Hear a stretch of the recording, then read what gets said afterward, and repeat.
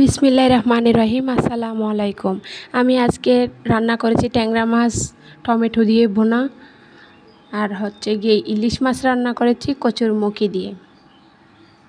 এই হচ্ছে আমার ট্যাংরা মাছ। আমি সামান্য পানি দিয়ে ধনিয়া পাতা দিয়ে নামিয়ে নেব।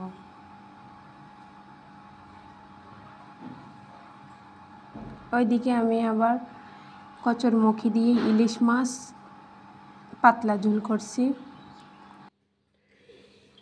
দিয়ে দিলাম ইলিশ মাছ।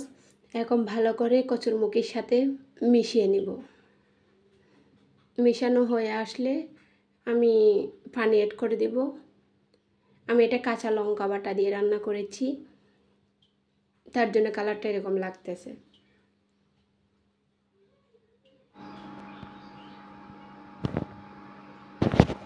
আমি এখন পানি অ্যাড করে দেব পরিমাণ মতো, যেহেতু এটা আমার কচুরমুখী দিয়ে পাতলা ঝোল করতেছি এই জন্য। দিয়ে দিলাম টমেটো, 2টা বড় বড় সাইজের টমেটো দিয়ে দিলাম। আল্লাহ হাফেজ।